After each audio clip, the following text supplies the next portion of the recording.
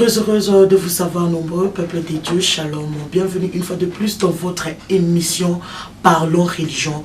Une émission qui vous édifie, qui vous fortifie. Pourquoi pas sonder les saintes écritures.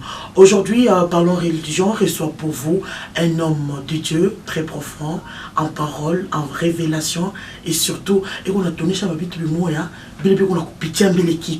là, c'est le prophète prophète Joël Francis Tatou. Bonsoir prophète. Bonsoir. Soyez le bienvenu chez nous au Katanga. Merci beaucoup. Chez nous, vous avez bien dit chez nous? Oui, chez nous. Parce que c'est chez moi aussi. Oui, je le sais, parce que nous sommes là, très joyeux de vous recevoir, parce qu'on sait très bien que lorsque vous parlez, là, c'est la profondeur. Je suis très joyeux et je suis très privilégié de parler devant, vous savez, un professeur d'université, quelle que soit sa matière, s'il n'a pas de victoire, il ne sert à rien. Donc, je suis ce que je suis, grâce à vous. Ouais, merci. Donc, c'est terrible. Prophète, on va parler de ces grands thèmes, parce que le 24, le 25 et le 26, il y aura une grande assemblée générale des sentinelles. Oui. Pourquoi pas? Pourquoi une grande assemblée des sentinelles? Pourquoi? Vous savez, les assemblées générales existent dans toute organisation en général. En général, elles sont annuelles. Elles sont des rencontres qui rassemblent tous les membres de l'organisation, avec certainement souvent le conseil d'administration ou bien quelques représentants des responsables. Et quand on parle d'assemblée générale, on pense à une réunion qui n'arrive pas tous les jours, à cause de la quintessence de ce qu'on veut dire, des débats, en fait, des choses sur lesquelles on veut parler, des informations qu'on veut donner et des décisions qu'on veut prendre. Donc, qui dit assemblée générale, maintenant dans les choses de Dieu, ça doit certainement être une rencontre différente de toutes les autres rencontres. On vient à l'église le dimanche, les mercredis, les jeudis, les vendredis. On a des réunions, excusez-moi, dans différents autres domaines. On met des réunions de prière, des veillées. Mais maintenant, l'Assemblée générale des sentinelles, c'est un rassemblement de tous les membres du corps du Christ, de l'organisation, de l'entité spirituelle dans laquelle nous sommes, pour pouvoir parler des choses très importantes. Cette conférence, parmi les conférences de notre ministère, est surtout sur le combat spirituel. Parce que vous savez, on peut beau travailler, on peut beau organiser, mais c'est l'invisible qui dirige le visible. Et il faut que les chrétiens comprennent différemment le combat spirituel aussi, parce que en général, on a beaucoup combattu sans intelligence, on a combattu sans comprendre, vraiment en désordre. Vous savez, par exemple, Jésus qui était dans la barque, pendant que les apôtres pleuraient parce qu'ils voulaient mourir à cause de la barque était agitée, Jésus ne parle pas longtemps aux disciples. Jésus ne demande pas aux disciples, prenez par exemple des seaux et puis faites sortir de l'eau et jetez dans la mer. Non, parce que s'ils faisaient ça, l'eau allait encore revenir. Parce qu'ils allaient s'attaquer à l'effet, mais pas à la cause. Et Jésus s'est retourné, il n'a même pas parlé à la mer, il a parlé au vent. Parce qu'au fait, le problème, c'était le vent. Quand le vent soufflait, la mer était agitée. Quand la mer était agitée, la barque était agitée. Quand la barque était agitée, l'eau entrait. Quand l'eau entrait, les disciples avaient eu peur. Quand ils ont eu peur, ils ont rêvé Jésus. Maintenant, Jésus n'est pas allé voir les disciples. Il n'est pas allé voir l'eau. Il n'est pas allé voir la mer. Il est allé voir le vent. En général, les chrétiens font des combats spirituels, mais ils n'attaquent pas le vent. Ils n'attaquent pas les vrais problèmes. L'origine, la source. Jésus a maudit le figuier le jour où il était séché. On a vu qu'il était séché à partir de la racine. Donc beaucoup de chrétiens, par exemple au pays, au nom de Jésus, nous lions les esprits qu'il y a dans le pays. Vous les liez où? Est-ce que vous les connaissez? Vous savez où ils sont? Vous savez comment ils opèrent? Maintenant, en tant que prophète, dans l'appel que nous avons reçu, Dieu nous a permis de connaître le royaume de Dieu, mais de comprendre aussi le royaume des ténèbres. Pas parce que nous voulons glorifier Satan, non. Nous voulons exposer ce qu'il fait. Nous voulons exposer à un niveau très élevé ce qu'il fait pour montrer maintenant comment les chrétiens doivent attaquer cela pour détruire cela. Et c'est l'un des buts de cette conférence. Elle sera très intense, très agressive, l'atmosphère de la prière sera pendant la conférence. Et je crois que ça va être un catalyseur pour ouvrir le ciel de notre province. Merci bien, prophète. Et surtout, vu le thème, Babylone, la femme assise sur les 7 montagnes. Pourquoi d'abord ces thèmes? C'est un thème qui est assez, peut-être très compliqué pour certains, mais il est biblique. Si vous avez vos Bibles, tout le monde a des Bibles, même les enfants ont des Bibles. Alors il ne faut pas qu'on se dise qu'on choisit seulement ce qu'on veut lire dans la Bible. Dans Apocalypse chapitre 17, 18 aussi, on parle de Babylone. On parle de la grande prostituée, on parle d'elle comme une ville, on parle d'elle comme une femme, comme une prostituée, on parle d'elle... Il y a plusieurs images qui la décrivent, Babylone. Et on explique que Babylone est... on explique cette femme qui est sur une bête et qui est assise sur cette colline, une autre version de cette montagne. Ouais. Alors si c'est dans la Bible, ça veut dire qu'on doit aussi lire. Oui. Et nous sommes dans une saison où l'Église est en train de redécouvrir le livre d'Apocalypse. Parce que Apocalypse ne veut pas dire temps de la fin. Beaucoup de gens pensent que quand on dit Apocalypse, ça veut dire que c'est catastrophique. Mais il y a beaucoup d'interprétations sur ça, que c'est le temps de la fin. Puis beaucoup de pasteurs ne décortiquent même pas. C'est dû à quoi? Ce n'est pas toujours dû à au manque de connaissances, mais c'est souvent aussi saisonnier. Il y a des choses dans une période, par exemple, quand des hommes de Dieu venaient de l'Europe, ils avaient des beaux bureaux, ils s'habillaient bien, tout le monde attaquait. Non, ça c'est des problèmes, tout ça, ça veut dire quoi encore? Les hommes de Dieu doivent être humbles, ça veut dire quoi encore? D'être sobres. Enfin, mais avec le temps, tout le monde a appris. Quand Maman Leng a commencé le ministère du combat spirituel, tout le monde combattait ça. Oui. Mais aujourd'hui, sincèrement, qu'on le veuille ou pas, on a tous pris un peu des combats spirituels. Dans certaines, l'homme rejette souvent ceux qu'il ne connaît pas. L'homme rejette ceux qu'il ne maîtrise pas. Donc quand le nouveau vient, il a directement peur. Et il y a certaines choses, par exemple, que d'autres hommes de Dieu vont commencer à découvrir aujourd'hui, moi aussi parmi lesquels, parce que c'est une question de saison. Il y a un temps où on comprend mieux quelque chose. Et Apocalypse veut dire simplement révélation. Révélation de genre. C'est comme ça que ça commence derrière l'Apocalypse chapitre 1. Donc nous voulons expliquer des choses très profondes, mais très pratiques. Nous ne voulons pas dire aux gens des choses trop compliquées. S'ils viennent à la conférence, ma soeur, s'ils viennent, ils vont voir que ce thème n'est pas aussi compliqué qu'il est. Il parle de la vie courante, des choses que nous vivons, que nous voyons, et comment est-ce que nous devons. Vous savez, par exemple, j'étais dans une église où j'ai travaillé, une église de plus de 8000 personnes. Un jour, je reçois une sœur au bureau. Avant même qu'elle n'entre, elle était à l'extérieur. On l'appelle au téléphone. Moi, j'étais au bureau. On l'a appelée et on l'a dit, tu es où? Elle a dit, je suis en ville dans les courses. On dit, on sait où tu es et on sait où tu vas. On sait aussi qui tu es en train d'aller voir. Si tu essayes de parler, elle a raccroché. Je ne savais pas, c'était une femme qui était occultiste. Elle est entrée au bureau, elle s'est assise. Elle a commencé à trembler, à me parler. Vous savez quoi? Elle priait à l'église. Elle dansait comme dansait. Elle donnait aussi les offrandes de la construction de l'église. Mais pourtant, elle était à l'église. Elle était dans une loge occulte qui était juste à côté de l'avenue de la Science, à Kinshasa. Donc, elle a commencé à exposer. Elle a dit, mais il y a même d'autres pasteurs qui viennent ici chez nous. Comment on fait? Comment on infiltre? Et l'une des femmes qui est parmi ses mentors lui a dit, attends, on a tellement infiltré les églises que dans les 10 prochaines années, beaucoup d'églises vont commencer à tomber. Les pasteurs vont commencer à divorcer. Oui, parce que... Et tout ça, les chrétiens ne savent pas. Donc cette femme m'a révélé que la quantité des membres de l'église n'est pas forcément la qualité. On a beaucoup d'infiltrés qui ont déjà commencé à infiltrer nos équipes d'intercession. Ils ont infiltré les partenaires, ils ont infiltré les comités des anciens. Surtout aujourd'hui, quand on voit une femme venir comme vous, avec de l'argent, on se dit... Maman a reconnu. Cette femme risque de partir, alors responsabilité. Président des mamans. Voilà. Et pourtant, tu as bien été. Tu as été état d'âme, parce que là, tout le monde est en bon, tout le monde est voiture qui toque. Yo sommes là, moutalat qui toque, on a voiture qui toque, on va vendre ciment. Non. Bah, on les places à l'Ibosso. Et pourtant, attends, je peux te dire, Dabiso était peut-être convoûté pasteur. Oh, moi, la pasteur, ben, côté, à Benobeta solo, à 5-6 minutes. Donc il y a beaucoup de choses qui se font. Satan a opéré dans Mboka, Penakati église. Alors conférence il est pour exposer ou azo sala par rapport au système babylonien. Comment est-ce que tu as ascendance des colons? Voilà pourquoi Nazui avion naïe. Nazana le Bumbashi, peuple de Dieu. Rendez-vous à ne pas manquer le 24, le 25, le 26. Pourquoi tu fongues les mémoires? La mémoire. Oui. Parce que tu n'es qu'à ça, mon recevez, on reçoit quoi. Donc, vraiment, c'est très capital. Homme de Dieu, est-ce qu'on peut connaître les 7 montagnes? Jusqu'à quelques lignes, les 7 montagnes veut dire quoi? Ça représente quoi?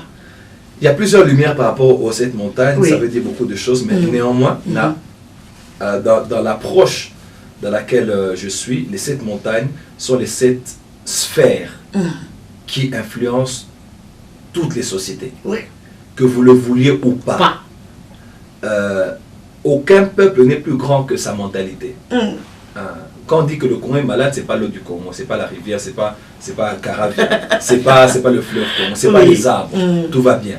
Le problème c'est les hommes. Et c'est pas aussi qu'ils sont malades physiquement, c'est la mentalité. Tout à fait. C'est la culture. La culture, c'est cet héritage que nous avons sans savoir comment nous avons eu. Mais nous faisons. C'est ce qui fait qu'on dit par exemple que les Rwandais sont comme ça, ou les Burundais sont comme ça, ou les Congolais sont comme ça, ou les Balubakats sont comme ça, ou les Batetela sont comme ça, ou les Bakongo sont comme ça. Bachor. Qu'est-ce que ce n'est pas la peau, ce n'est pas le fait qu'ils sont Bakongo, mais c'est la culture, c'est leur manière d'être, comment ils parlent, comment ils agissent, comment ils réagissent. C'est la culture. Et toutes les cultures sont créées par ces 7 secteurs d'influence. Ces 7 secteurs créent la culture que nous avons. Si vous voulez créer un peuple, créez sa culture. Et si vous voulez créer la culture, influencez tous ces 7 secteurs. Il y a le gouvernement, il y a l'économie, il y a les médias. Par exemple, les médias, vous allez voir aujourd'hui, les filles se coiffent comme ça, ça part comme... Elle ne sait même pas, parce que tout le monde, elle a vu à la télé, Rihanna fait ça, elle aussi elle fait ça. À cause des médias qui ont créé une culture, aujourd'hui tout le monde veut être les Kardashians. Donc tout le monde veut faire n'importe quoi parce qu'on a seulement vu. Quand un musicien s'habille comme ça, nous tous on part comme ça. Quand un musicien s'habille comme ça, nous tous on commence à parler. Quand il y a un nouveau mot qui sort, que les journalistes commencent à parler, et tout le monde aussi prend ça. Donc Tokos par exemple. Netina film. Netina série. Je ne dis pas par exemple que c'est mauvais, mais ça veut seulement dire que leader d'opinion à quoi le beloko, ben non c'est pas yango. Tout à fait. Dans le but forcément ils ont ma bête. Dans le but que leader a une influence et c'est à partir des médias. Si tu dis ça dans sa chambre, vous trouvez qu'à monter. Pas le bureau la TV à boire qui n'a pas à boire dans ma terre nangaï. Et les oh bon avec quinoa. Avec Chamaï. Nous sommes pour les médias. Puissance des médias. Donc il y a le gouvernement. L'économie, il y a les médias, il y a la structure où il y a la famille, puis il y a la structure où il y a la religion. Donc, il y a 7. Donc, Nzambe a révélé Bisso Yango pour être tout ça dans Nzambe, boutique à la rane église. La montagne, diable a ça vendre les médias. Donc, dans les médias, aujourd'hui à Hollywood, il y a un quota précis des films dans lesquels vous devez mettre des séances de l'homosexualité. C'est déjà prévu. Au par exemple, Serenity Scandal. Lundi, Audimat, il y a Scandal, qui au top. Il y a une série presque belée et les cas aux États-Unis. Et dans le monde entier. On a après pour Natal. Ou bien on récupérer, on a enregistré, on a téléchargé. Mais au moins, dans la carte, président, madame, moi, c'est une source. Moi, c'est un au moins, on est demain. Homosexuels. Et tout ça, c'est pour montrer comment, au sommet de la plus grande puissance du monde, il y a des antivaleurs de la famille et dans le gouvernement même. Donc, on dit que les médias, par exemple, ça peut commencer à dire aux gens, c'est normal. Je suis député, c'est normal. Mais tu ne sais pas parce que ils ont la manipulation. Oh, ils sont tout le temps, on finit par on dit il y a des danseuse bazalaki, azobina bona, naji pa moulai, mais c'est après Mati et comme Égypte na cycliste na cola oh réseau babaki après comme mini mais na cycliste et puis ton dimi après le l'Égypte et tu connais cycliste ya mukebo ton dimi après comme il y a kilote ton dimi moulayi mukebo et zokita mi ce mesana aujourd'hui à ta sokotier tous un sous choqué parce que ce que tu finis par croire par voir ils ont démystifié un mot.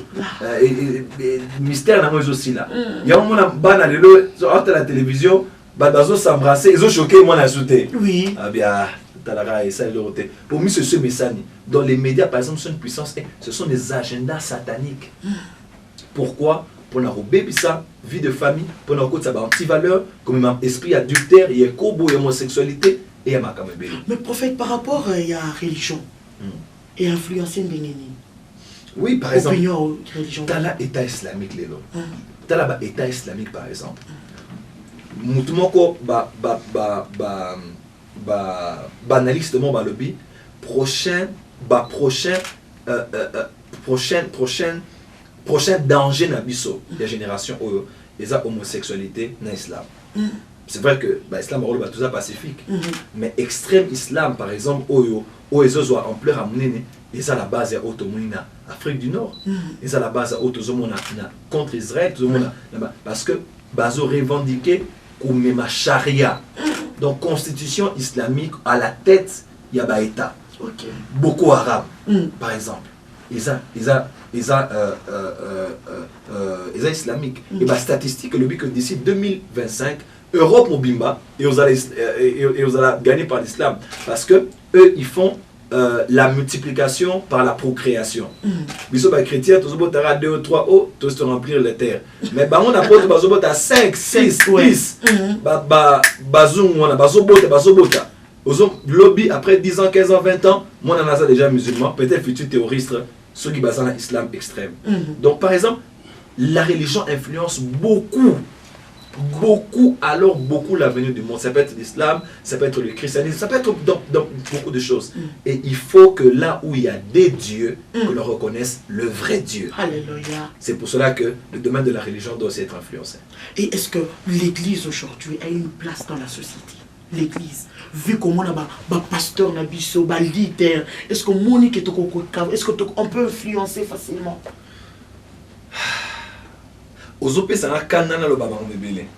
Le papa. Parce que en fait, on a des fardeaux.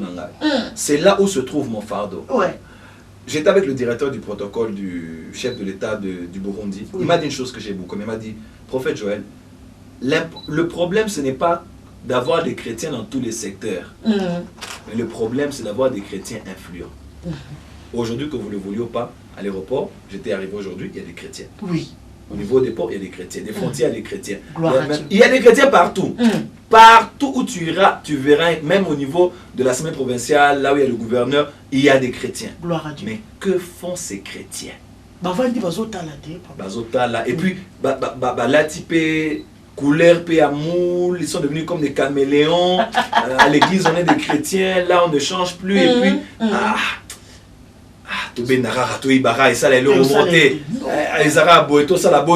donc on est devenu, on s'est conformé. C'est pour cela maintenant qu'un tel message prophétique vient pour dire que l'important ce n'est pas d'être beaucoup, l'important c'est d'être influent. Et maintenant vous devez comprendre pourquoi tu es là-bas. Pourquoi tu es là-bas? Pourquoi tu travailles aux côtés du gouverneur par exemple? Est-ce que tu travailles seulement pour paraître? Ou bien pour être connu, ou pour la gloire. Non, Dieu t'a certainement envoyé là-bas pour un but. Remarquez, il y a cette petite fille dans l'histoire de Naaman. Naaman qui était lépreux. Et c'était une petite fille qui travaillait à Zaïnet Mola Moussala. Mais elle a dit, mon qu'on dit pardon si je peux me permettre. Alors il y a un prophète chez nous. Soit à Monio, à Obixao. Nabeng Sibino Nyos. Je parle en lingala la français. Nyos. Nabeng Sibino Nyos. Batoto à Katanga. Na Beng Sibino le 24, le 25, le 20, c'est-à-dire vendredi, samedi, dimanche, à partir à 15h. Nous avons dit 14h pour Batubaya déjà besoin de place. Batubaya déjà parole bien avant. Dernière conférence, Batazoya déjà avant 12h, Basi Bazala Kiwana. Oui. Et c'est déjà belé parce que nous avons qui Batolien, ça va toi le biquet. Aussi la Talibanda wana comme ça ba mon a bien. Bon, tozo talata on sous mokola suka toza libanda. Gloire à Dieu. Voilà de souhait na biso. Ba permission et pas abakondi na biso. Oui. Bazala ka bien déjà. Te baza bien. Pour vraiment ya on apprécie Matoni belé na gouverneur de la ville. Merci. Moïse Katumbi na apprécie Matoni belé na maire de la ville, na président et assemblée provinciale. Renseignement. Merci et belé pour être la dernière fois qui n'a sali musala na kimia na te na kimia na lo muso zaita en ce moment akasi mais na te ya mona kimia na zuni pe na kimia pe na ye. Et puis tu as un bibino liso. Oh maman. Et puis il y a qui katanga bien. Et puis comme toto à maman. Donc on a bien ce nom un politicien, professeur d'université, banananzambe, étudiant, étudiant surtout on a la ligne. Merci. Comment vous pouvez votre fata? Numéro de contact c'est les 081 049 56 83 081 049 56 83. Moutamou Tapale, le pasteur Patrick Kazadi.